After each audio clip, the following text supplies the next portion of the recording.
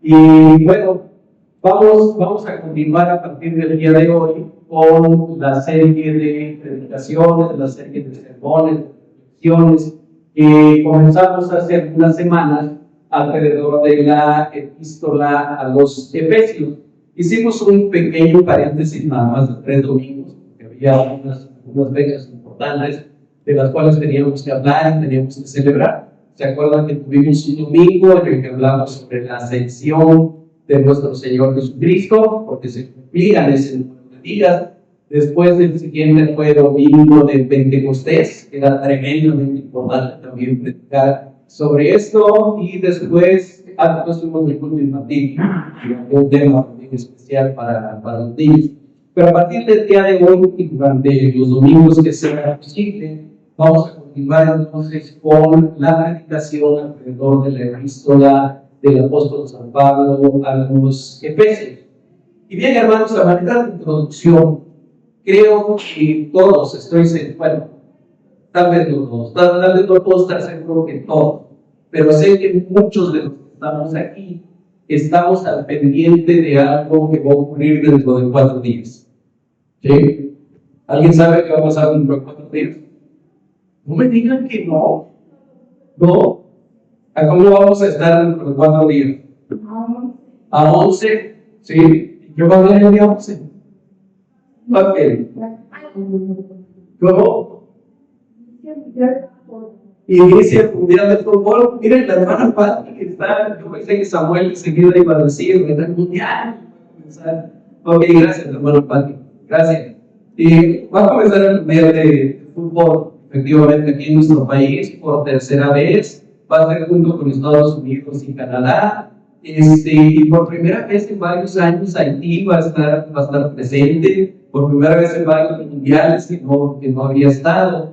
Pero, hermanos, yo me imagino lo emocionante que debe de ser para un jugador de fútbol. A mí me gusta el fútbol, no soy así, wow, super fan del fútbol, pero me gusta el fútbol y siempre me emociona cuando llega el mundial. Pero yo nada más puedo imaginarme lo que ha de sentir un jugador de fútbol cuando recibe a lo mejor una llamada telefónica o recibe un correo electrónico o algún otro aviso y que le dice, ¿sabes qué? Que has sido seleccionado para formar parte del equipo de aquí de México, de Haití o del país que sea. Yo imagino que debe ser una emoción tremenda. Yo sé que Samuel es futbolista, sé que a él le gusta bastante el fútbol. Hace no mucho tiempo tuvo por ahí alguna advertencia que le hicieron un tobillo. Pero bueno, debe ser algo verdaderamente emocionante. Me imagino. Bien, hermanos, déjenme decirles que cada uno de nosotros hemos sido seleccionados, hemos sido elegidos, hemos sido escogidos, no para representar a nuestro país en un equipo de fútbol, para algo muchísimo más grande, para algo muchísimo más importante. Y hay veces da la impresión de que eso no nos emociona tanto como deben de estar emocionados los seleccionados de México o de cualquier otro país. Cada uno de nosotros hemos sido elegidos, hemos sido escogidos desde antes de la fundación del mundo para una serie de cosas que ahorita vamos a ir analizando, vamos a ir viendo junto con la palabra. Hemos sido escogidos y hemos sido predestinados, dice Efesios capítulo 1, versículos 4 y 5, que ya tocamos anteriormente, para ser santos y sin mancha y para ser adoptados como hijos suyos. Así que hoy vamos a pedirle a Dios que nos permita entender por qué y para qué fuimos escogidos y predestinados, y que nos ilumine también para saber cuál debe ser mi respuesta al Dios que ha actuado de esa manera conmigo, al Dios que me ha elegido y me ha predestinado en su amor y en su misericordia. Así que voy a tratar de desarrollar este mensaje en 3 puntos. El primero de ellos voy a hablar de que fuimos elegidos para la gloria de Dios. El segundo, que fuimos fuimos elegidos para la redención, y el tercero, que fuimos elegidos para conocer su voluntad. En el versículo que leímos hace un momento, que yo sé que es de esos versículos que uno dice, híjole, debería de haber empezado antes, porque agarramos la idea como la mitad. Pero bueno, dice al final del versículo 5, dice, por medio de Jesucristo, según el puro afecto de su voluntad, está hablando de nuestra elección, y luego dice, para alabanza de la gloria de su gracia, por la cual nos hizo aceptos en el amado. Ya Pablo ha explicado en los primeros versículos de esta carta que hemos sido escogidos desde la eternidad para ser santos y para ser sin mancha. También ya nos ha dicho que fuimos predestinados en amor para ser adoptados como sus hijos a través de Jesucristo y conforme a su voluntad soberana. Ahora nos debe quedar perfectamente claro que esto ocurrió solamente por su gracia, es decir, por su favor inmerecido, y no por algo que nosotros hayamos hecho o por algo que nosotros hayamos logrado.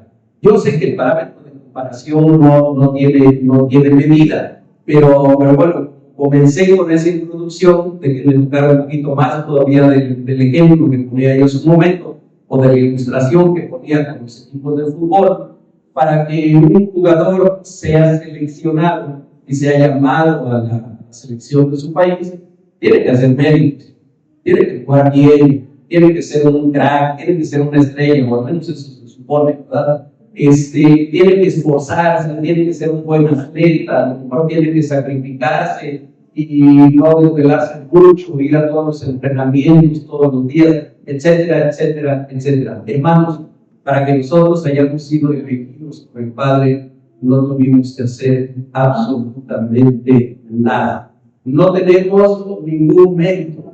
Ese es el punto en el que yo me quisiera centrar en esta parte del mensaje. Hermanos, desechemos de una vez por todas y desechemos completamente la falsa doctrina de los méritos, la falsa enseñanza de los méritos. Que nosotros hemos sido llamados a Jesucristo o que hemos sido salvados a través de Jesucristo porque algo bueno hicimos, o porque algo bueno Dios vio en nosotros, o porque nos hemos comportado de una manera determinada y eso ha hecho que Dios nos salvara. Hagamos a un lado esa enseñanza no es bíblica, esa enseñanza no está sacada de la Escritura o está sacada de una muy mala exégesis y de una muy mala interpretación de la Escritura. Somos salvos única y exclusivamente por gracia. ¿Y qué quiere decir gracia? Quiere decir gratis. Eso significa gracia, quiere decir gratuito, quiere decir que no nos costó nada a nosotros. Y siempre que menciono esto, viene a mi mente hacer la aclaración, por si acaso, no es que la salvación no haya costado nada. Tu salvación y mi salvación costó muchísimo, pero no nos costó a nosotros, no me costó a mí, me costó a mi Señor, me costó a mi Salvador. Él fue el que derramó su sangre, Él fue el que entregó su vida, Él fue el que hizo un sacrificio único y completo e irrepetible en la cruz del Calvario. Amados hermanos, me podían haber sacrificado a mí 1.000.000 de veces, lo podían haber sacrificado a usted 1.000.000 de veces, que no hubiera servido absolutamente de nada. ¿Por qué? Porque fue el Hijo de Dios el que fue sacrificado, porque fue el único justo, el único perfecto, el único sin pecado, el que pudo ir a la cruz y pagar por nosotros. Pero, amado hermano, no tenemos ningún mérito. Somos salvos únicamente por su gracia. Por eso dice el versículo 6, para la alabanza de la gloria de su gracia. Si nosotros tuviéramos que preguntarnos, ¿y por qué el Señor me eligió? ¿Y por qué el Señor me quiso salvar? ¿Y por qué a mí y no al que estaba junto de mí?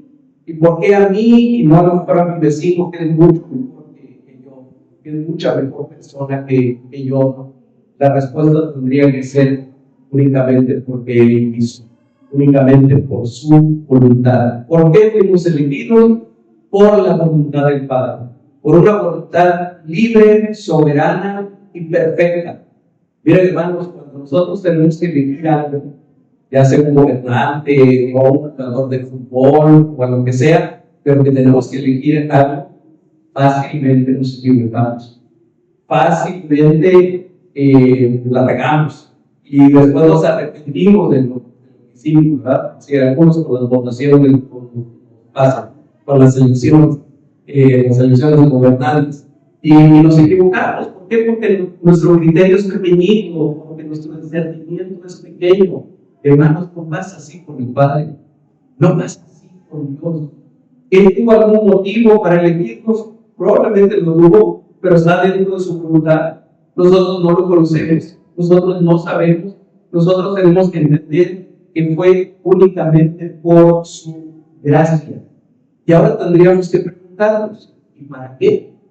¿Y para qué? Yo sé que ya vimos para ser santos y sin mancha, para ser adoptados, hijos suyos, pero hay aún más para qué.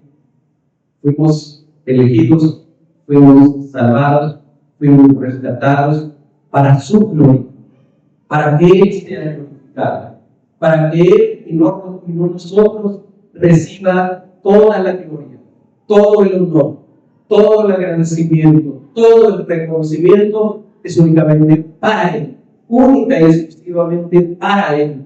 Yo creo que los reformadores del siglo XVI lo entendieron muy bien. No sé realmente de quién sea la frase "soy Deo Gloria", no estoy seguro si fue Calvino o fue alguno de ellos, pero él haya sido expresa una gran verdad: solo a Dios la gloria.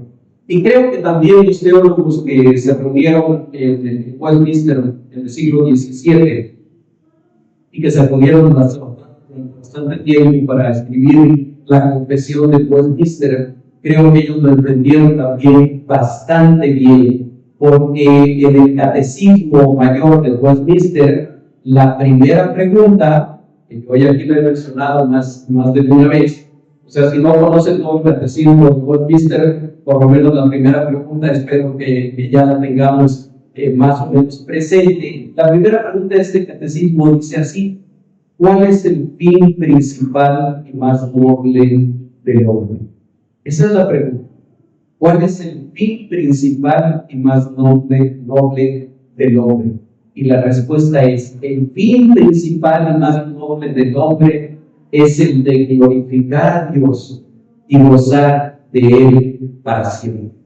Así que no es tu autorrealización, así que no es tu satisfacción personal, así que no es lo que tú hagas. No, el motivo, el fin principal y más noble del hombre es glorificar a Dios y consecuentemente gozar, disfrutar de Él para siempre. Entonces, establezcamos la primera enseñanza de este mensaje.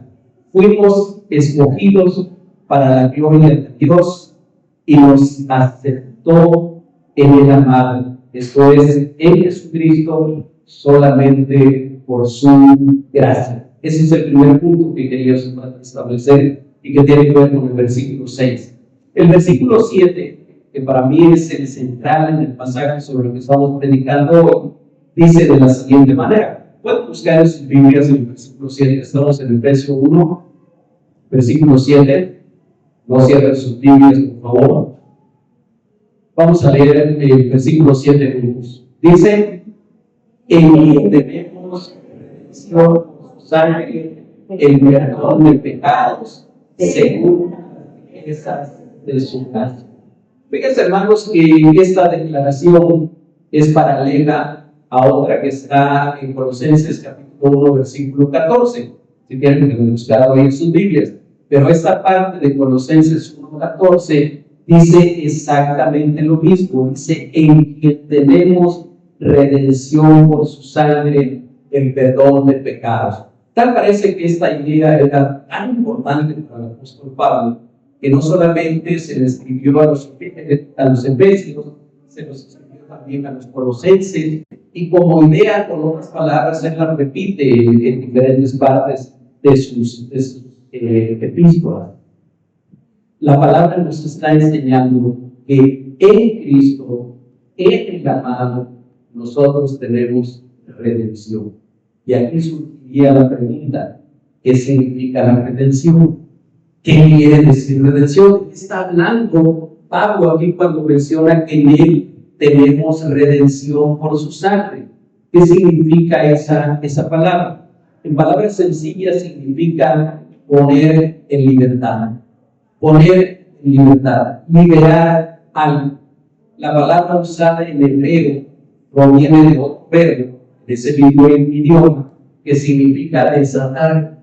Es decir, en hebreo, el verbo redimir, que se traduce como redimir, como libertar, es muy parecido, es casi el mismo al que significa desatar. Y eso lo hace más entendible, lo hace más visual para nosotros, porque uno lo entiende fácilmente. A lo mejor no entendemos fácilmente qué es redimir, pero creo que podemos entender fácilmente lo que es desatar. Cuando alguien está amarrado, un animalito o que sea, está amarrado, y vamos y lo desatamos, bueno, lo ponemos en libertad en ese momento. Gráficamente, eso es lo que significa ser redimido. Es una palabra muy usada en el Antiguo Testamento para referirse a lo que Dios hizo con el pueblo de Israel cuando los sacó de Egipto. ¿Por qué estaban en Egipto el pueblo de Israel? Bueno, porque estaban en Egipto, más bien, ¿cómo vivían en Egipto el pueblo de Israel? Eran esclavos, ¿verdad?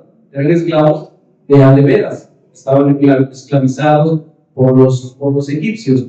Cuando Dios los saca de ahí, la palabra que se usa en hebreo para referirse a este hecho es que los redimió. Fueron redimidos.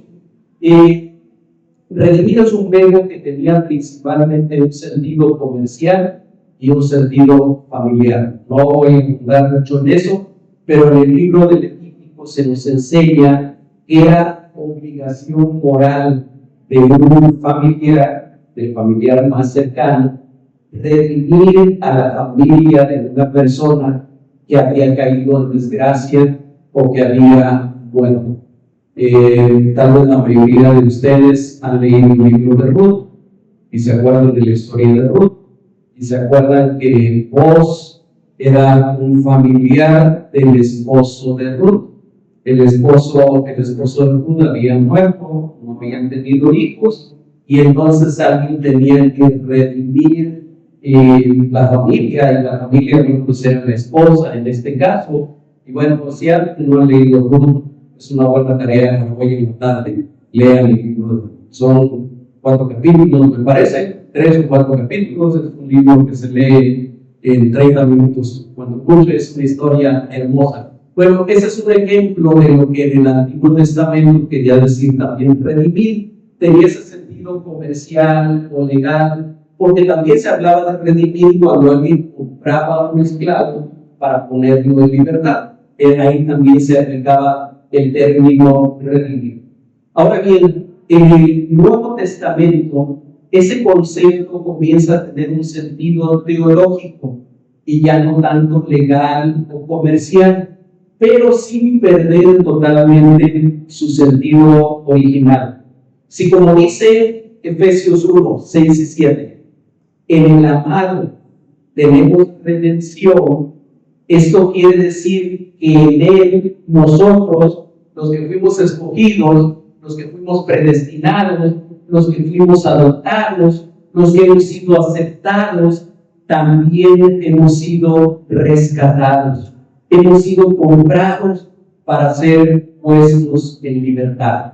Y aquí surgiría otra pregunta que le tenemos que hacer nuevamente al texto. ¿Ok? ¿Y de qué fuimos rescatados?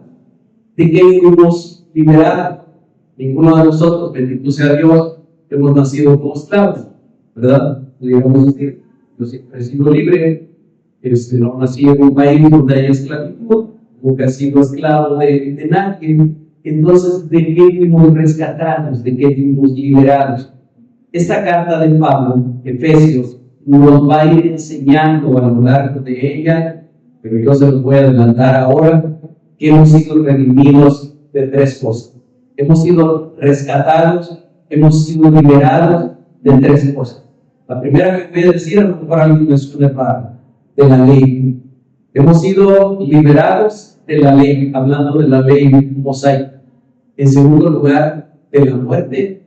Y en tercer lugar, del pecado.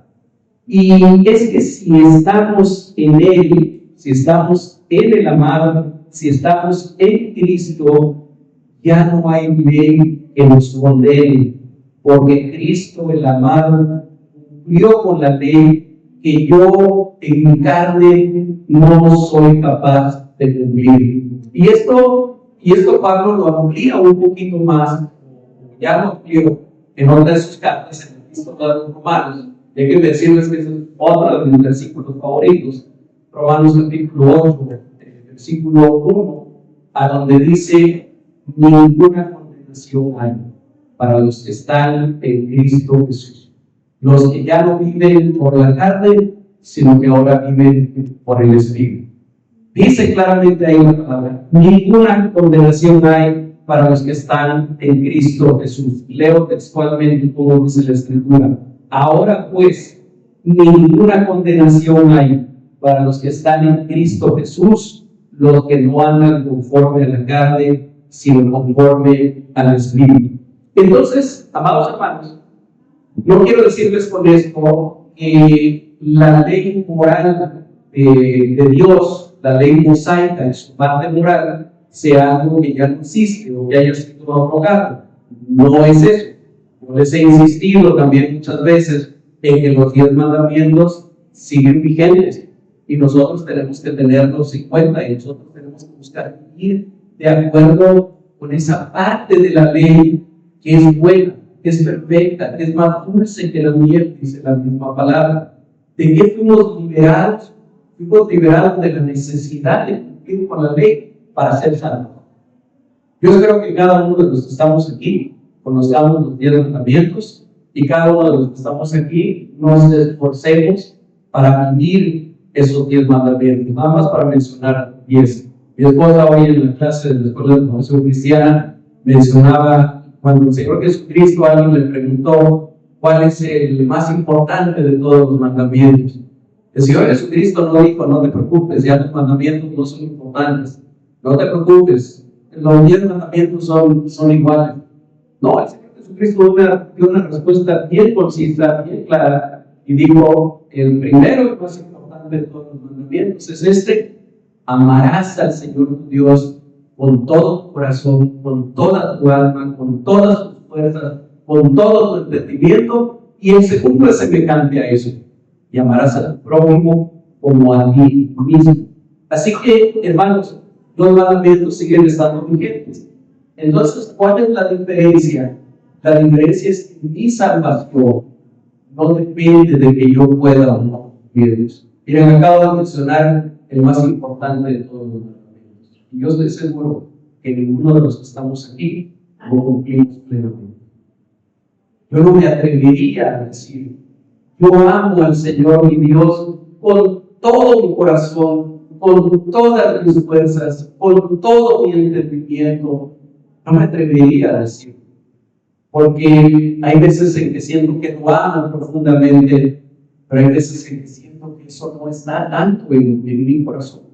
Es impactante lo que en la historia, lo que encontramos en los libros de historia cuando habla de Lutero, de Martín Lutero.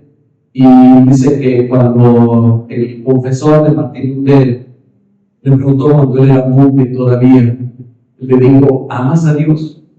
Dice que la respuesta de Lutero era un tipo súper sanguíneo, apasionado. Creo que era de las personas que hablaban y no pensaban en lo que había dicho. Dice que le contestó a su confesor que si amo a Dios, lo odio. Dijo: sí, lo odio. Y le digo: pero ¿por qué dices eso? Dice: porque yo siento que me oprime, que yo siento que no puedo cumplir con todas las exigencias de Él, porque lo que Él me manda yo no soy capaz de cumplirlo. Entonces, no solo no lo hago, a veces siento que lo aborrezco. Yo pues iba a decir que suena duro, pero esas fueron las palabras de Martín Lutero. ¿Cuándo fue que Martín Lutero se sintió liberado de eso? Cuando él descubrió lo que decía en Habacuc y lo que después Pablo también enseña en la epístola de los Romanos. Pero el justo por la fe vivirá. Dice Martín Lutero que para él descubrir esta verdad en la Escritura y encontrar que la salvación es por fe, que la justicia de Dios no está basada en el cumplimiento de la ley, sino que está basada en la fe que Él mismo pone en tu corazón. Él dice, para mí fue algo liberador, totalmente liberador. Otro tremendo teólogo también, por cierto, alemán, Karl Barth, él escribió una ilustración tratando de comentar lo que le ocurrió a Lutero. Decía, a Lutero le pasó lo del ciego de la historia. Dice que había un hombre ciego y que un día en su ceguera, andaba perdido, llegó a una iglesia, palpó por ahí, encontró unas escaleras y comenzó a subir las escaleras. Resulta que era el campanario de aquella iglesia, y dice que llegó hasta el final y a donde está ya el pozo, la campana, no recuerda que canta. Dice que entonces aquel hombre ciego se agarró de la cuerda para no caerse y empezó a tocar la campana sin querer. Dice, y despertó a todo el pueblo. Algo así le pasó a Martín Lutero. Martín Lutero no tenía la intención de reformar la iglesia ni nada. Él lo que quería era dedicarse tranquilamente a la enseñanza en la universidad donde él enseñaba. Pero un día el Espíritu Santo lo llevó a descubrir esta verdad. El justo por la fe vivirá.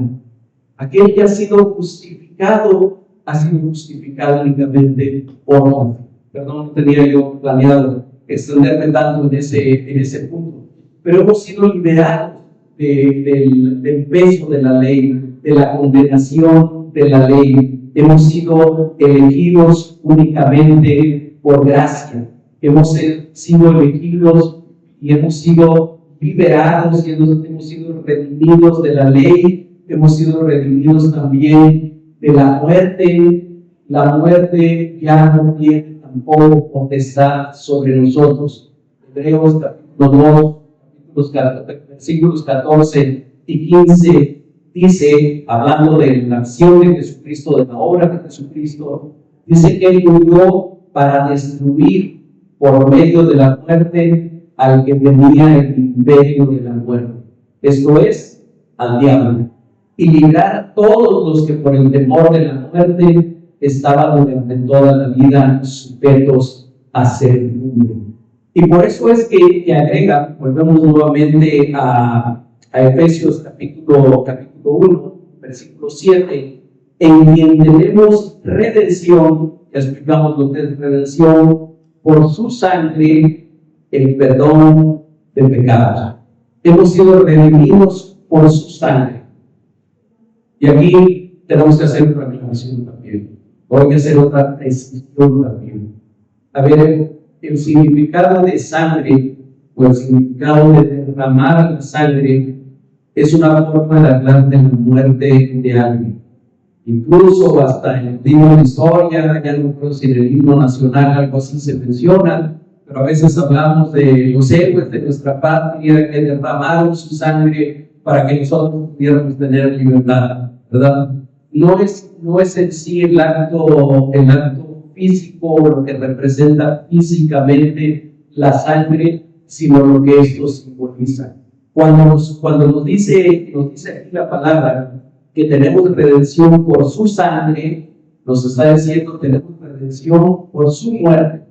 Tenemos redención porque Él murió en nuestro lugar, porque Él pagó por nuestro pecado. Así que aquello de que la sangre de Cristo tiene poder, es cierto, la sangre de Cristo tiene poder, es decir, la muerte del Señor Jesucristo en la cruz tuvo el poder para rescatarnos a nosotros del pecado, de la ley y de la muerte. Pero que yo diga, que yo exprese esta frase como si fuera un mantra, como si fuera un fetiche, y yo diga solamente la sangre de Cristo tiene poder para que algo pase o para que algo no pase, otra vez, hermanos, es una incorrecta interpretación de la Escritura.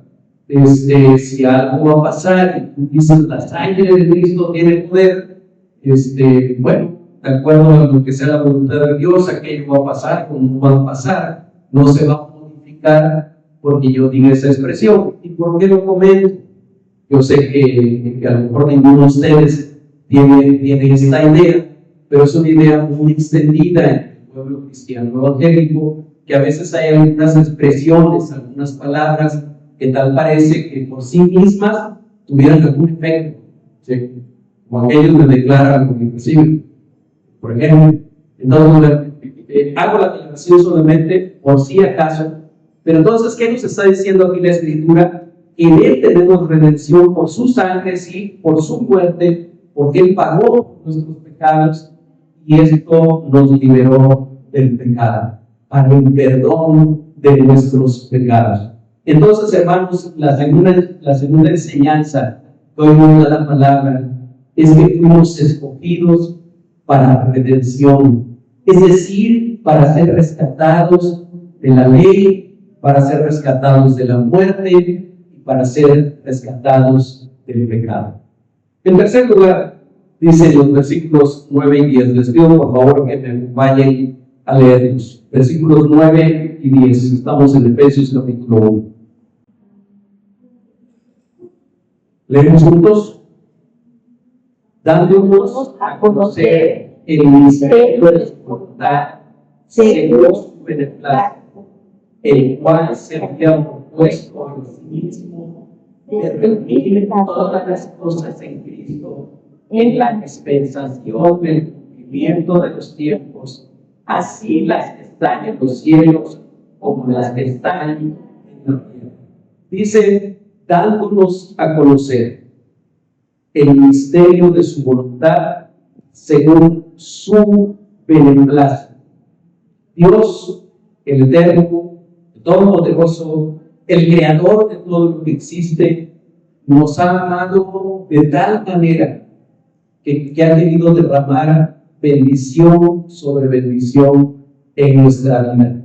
Al punto que dice el verso 8 que pasamos hace un momento sobre su gracia, que Él la hizo sobreabundar en toda sabiduría e inteligencia. Y era necesario que Dios nos diera de su gracia, que nos diera de su gracia sobreabundante, que nos diera sabiduría y que nos diera inteligencia para que pudiéramos entender lo que dice el verso 9. El verso 9 habla de un misterio. ¿Qué es un misterio? Esa sería la siguiente pregunta. ¿Qué es un misterio? Algo que no conocemos, ¿ok? Bien. Algo que no ha sido revelado. Ahorita ya nos enseñaron. Ok, bien. Y es importante que entendamos los términos que están en la Escritura, porque de repente encontramos palabras que en nuestro lenguaje diario tienen otra aplicación. En nuestro lenguaje diario, cuando nos hablan de algo misterioso, ¿en qué pensamos? Ok, o algo que está escondido por ahí y que tiene algo raro, es algo misterioso. Hasta se habla de las películas de misterio, ¿verdad? Bueno, el sentido en el que se usa aquí la palabra misterio no es ese, no es el que ocupamos en nuestro lenguaje cotidiano, es lo que nuestras hermanas acaban de decir. Un misterio es algo que Dios no había revelado, pero que ahora ha revelado. Algo que tenemos que entender cuando estudiamos la Biblia es que la Biblia tiene una revelación progresiva. La revelación que Dios ha hecho de sí mismo ha sido una revelación que no ha sido entregada en un solo paquete. Ha sido una revelación que Dios ha ido mostrando a lo largo de los siglos, o a lo largo de los milenios, poco a poco. Ha sido progresiva, no ha sido uniforme tampoco. Hermanos, ustedes más o menos tienen idea de cuánto tiempo se escribió el Antiguo Testamento.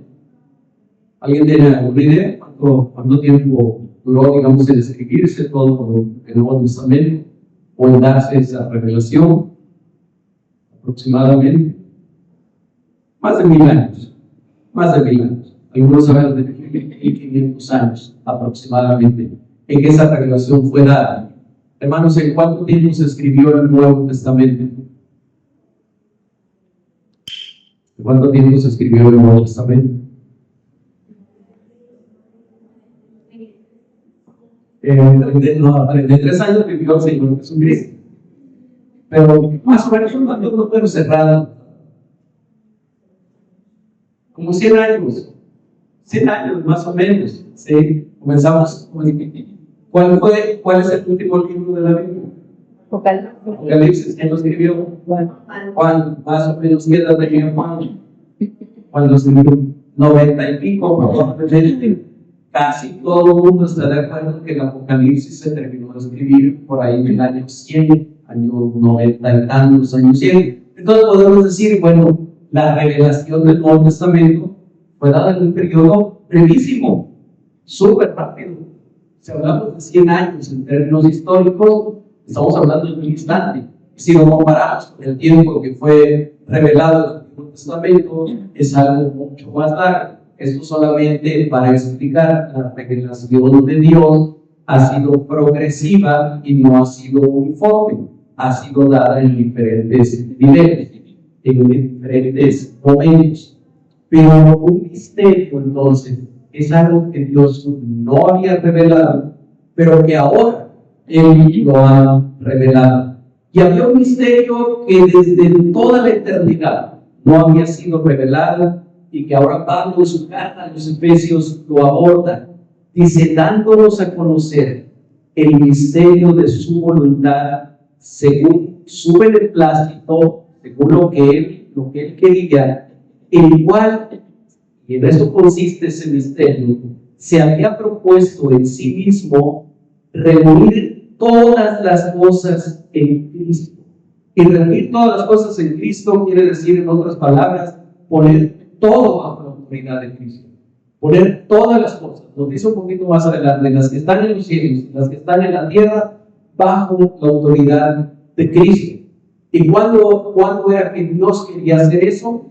Bueno, en la administración del tiempo, dice dispensación, dice el versículo 10, reunir todas las cosas en Cristo, en la dispensación, otra palabra que mejor no entendemos bien.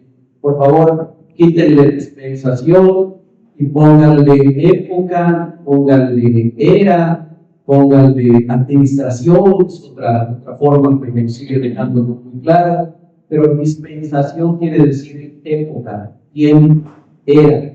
Entonces, en el tiempo, en la era del cumplimiento de los tiempos. ¿Cuál es esa era del cumplimiento de los tiempos? Los últimos tiempos. Cuando el Señor Jesucristo viene. Acuérdense que nosotros vivimos en los últimos tiempos. Es ese tiempo entre la primera venida del Señor Jesucristo y su segunda venida. La primera venida que nos queda en el pasado, la segunda venida que nos queda en el futuro todavía. Todo eso son los últimos tiempos. Nosotros vivimos los últimos tiempos.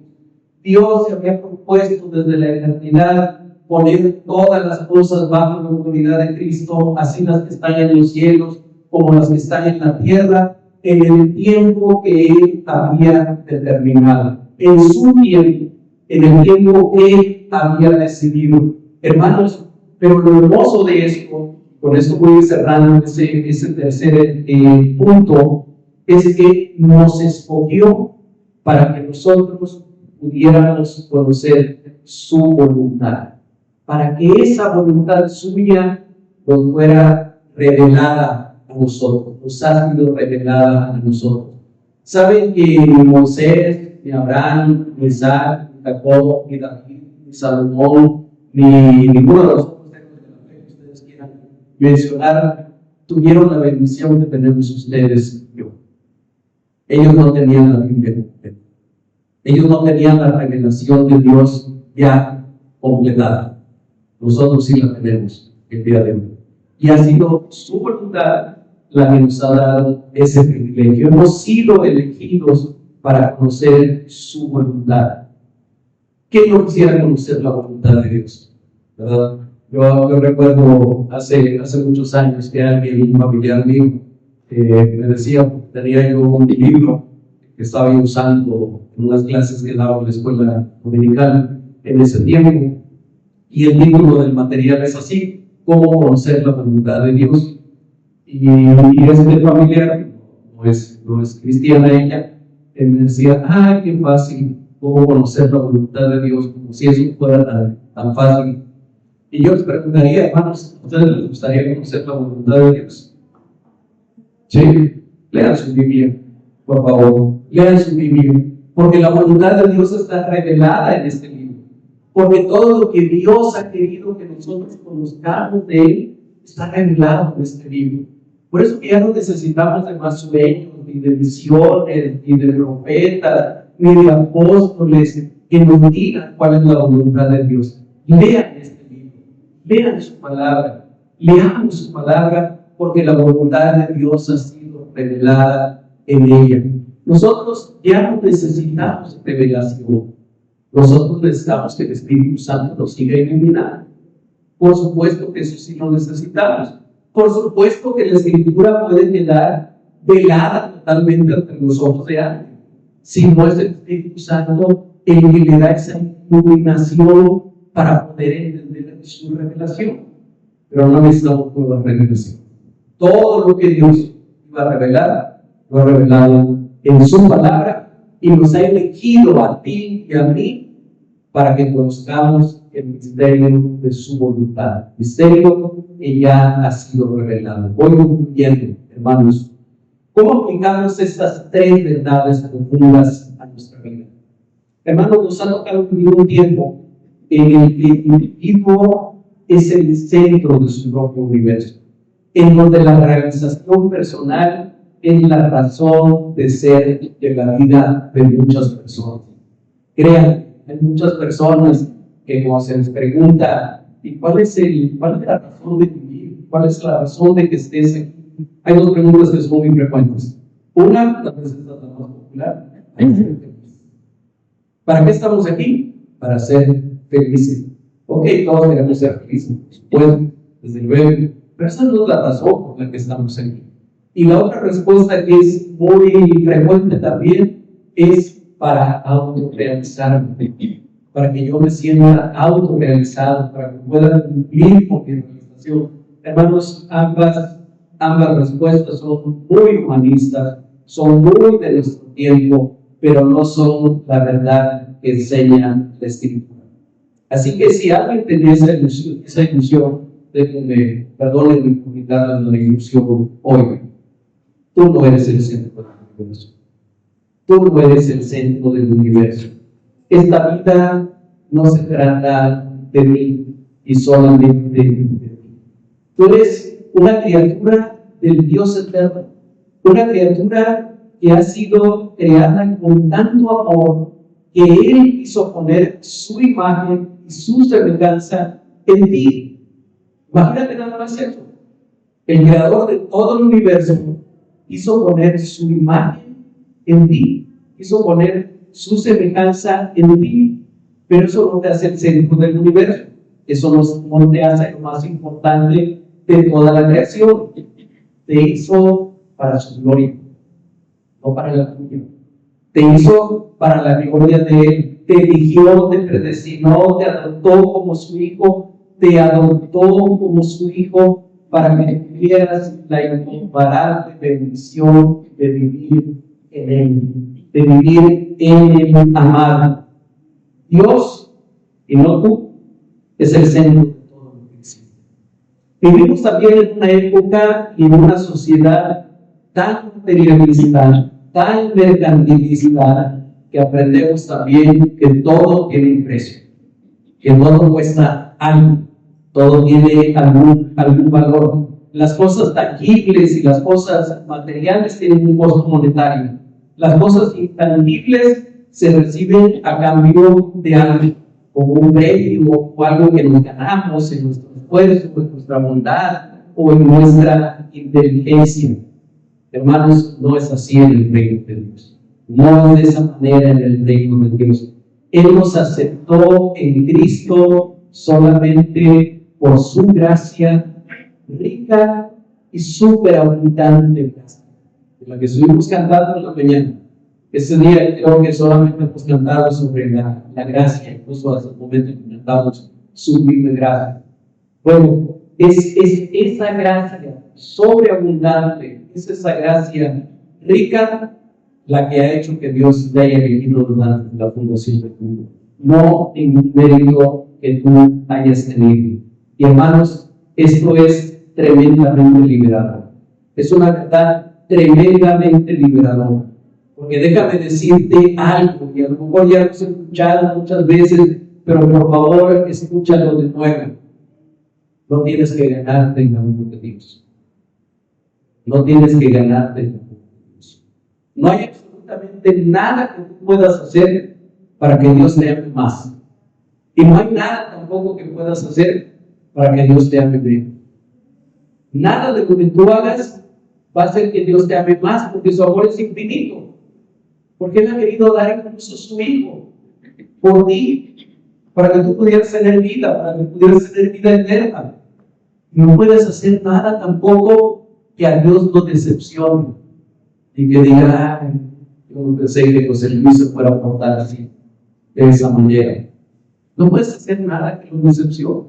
Él ya te conoce, Él ya sabe lo que hay en tu corazón y te ama de esa manera. Y te ama de tal manera que fue capaz de dar a su Hijo para que una vez que tú creyeras en Él, no te perdieras, sino que tuvieras vida eterna.